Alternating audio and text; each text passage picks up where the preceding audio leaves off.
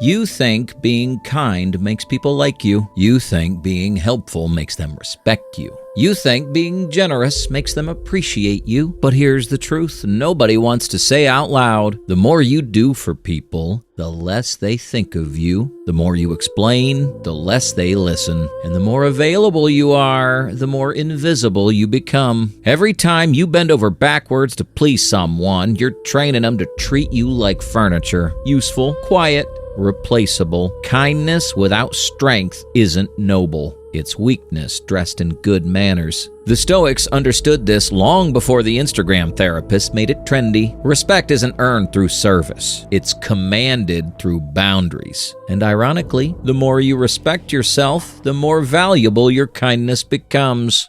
Every time you over-explain, you're not clarifying, you're begging. You've done it. Someone asks a favor, and instead of saying no, you start building a legal defense. I would, but there's this thing. And then, stop. They stopped listening at but. Over-explaining isn't communication. It's insecurity in disguise. Psychologists call it approval dependency. You think if you give them context, they'll understand you. But here's the truth. People who respect you don't need explanations, and people who don't will weaponize them. Marcus Aurelius said it best. Waste no more time arguing what a good man should be.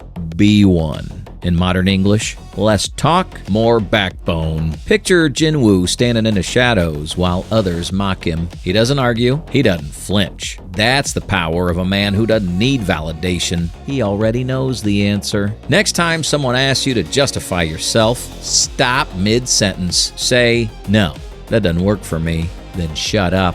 Let the silence do the talking. You'll feel the urge to fill it. Don't. That awkward pause. That's your self-respect getting comfortable. Try it on a pushy salesman who won't take no for an answer. The more you justify, the more he digs in. Say, no, I'm not interested, then stop talking. They'll hang up faster than your confidence rises. Turns out, scammers can smell self-worth. The more you explain, the less credible you sound. A confident no is a complete sentence. You're not everyone's therapist. Stop acting like it. You start your day feeling fine. Then by lunch, you've adopted 3 emotional crises that aren't yours. By 3 p.m., you're drained, frustrated, and somehow responsible for fixing their childhood trauma. You're not kind, you're contaminated. Psychology calls it emotional overextension. You mistake empathy for endurance. Seneca warned, you cannot heal others while you yourself are diseased. Empathy doesn't mean catching everyone else's pain like it's contagious. It means knowing which pain is yours to heal. Imagine Jinwoo walking through a field of fallen allies. He doesn't collapse, he honors the dead, but he doesn't bury himself with them. When someone starts trauma dumping, ask, do you want advice or just to vent? Half the time they'll say, vent. Perfect. That's your cue to listen without adopting their problems. If it's the same drama every week, say, I care about you, but I can't keep repeating this conversation. That's not cruelty. That's emotional sanitation. You're not Google for bad life choices. Stop letting people search you for comfort when they refuse to install the update. You can't build your strength if you're carrying everyone else's weakness. Save yourself first. Then, and only then, can you save others. If someone only texts when they need something, they're not your friend, they're your unpaid manager. You keep giving, they keep taking. You think generosity will earn loyalty, but all it earns is entitlement. Kindness without boundaries is how people learn to use you politely. Epictetus said, no man is free who is not master of himself. When you give without reciprocity, you're not generous. You're enslaved by guilt. Picture Jinwoo walking away from those who left him behind. No words, no rage, just that cold clarity of someone who's done apologizing for helping the wrong people. Audit your relationships. Write down 3 names. Who gives you energy, who drains it, and who only shows up when they need a favor. Cut 80% of your drainers. The piece that follows will feel rude at first. That's healing. If you want to test someone's character, say no once and watch how they act. Respectful people adapt.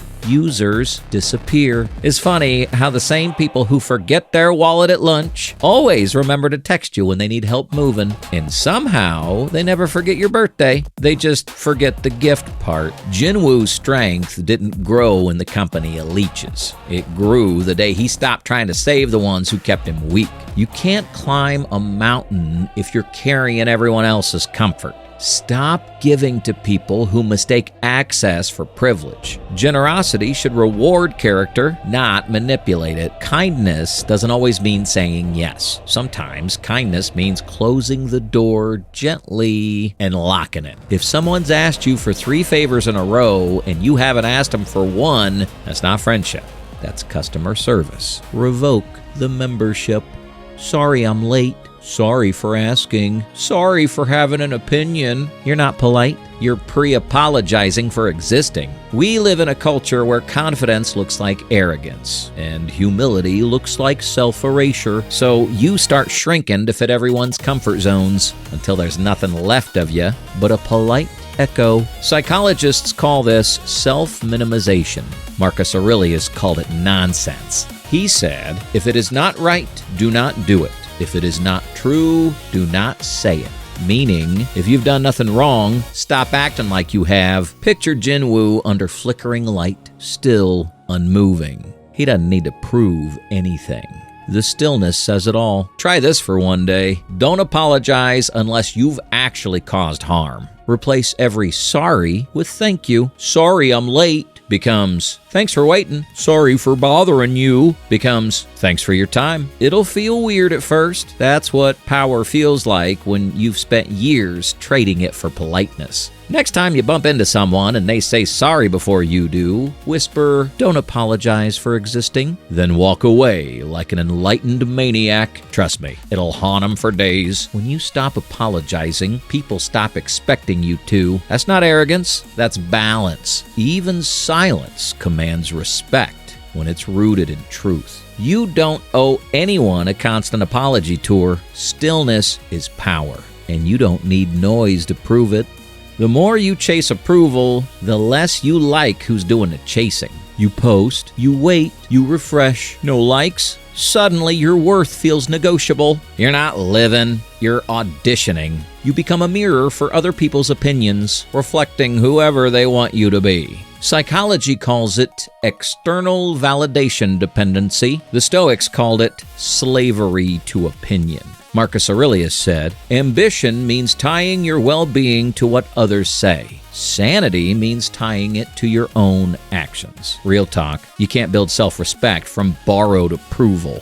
Jinwoo stands before his shadows, fear, ego, doubt, each whispering like a crowd of critics. He closes his eyes, the noise dies. When he opens them again, they kneel. That's the difference between control and chaos. Which voice you obey. If you want to break validation addiction, start doing invisible reps. Go to the gym without posting. Read a book and don't quote it online. Do something meaningful that no one will ever see and learn to feel proud anyway. That's not small, that's sacred. Every morning, look in the mirror and ask, would I respect me if no one else existed? If the answer's no, don't chase approval. Fix your reflection. People say, I don't care what others think, then spend an hour choosing which selfie screams, I don't care what others think. Pick a side. Jinwoo's power didn't appear when others recognized him. It appeared the moment he stopped needing them to, because true strength isn't being admired.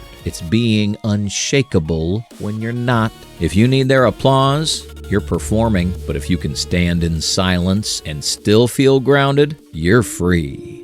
There's a quiet revolution that's happening when you finally get tired of explaining yourself, fixing others, apologizing, and chasing approval. At first, it feels rude, cold even, but then you realize that's what boundaries feel like when you've never had any. People will say, you've changed.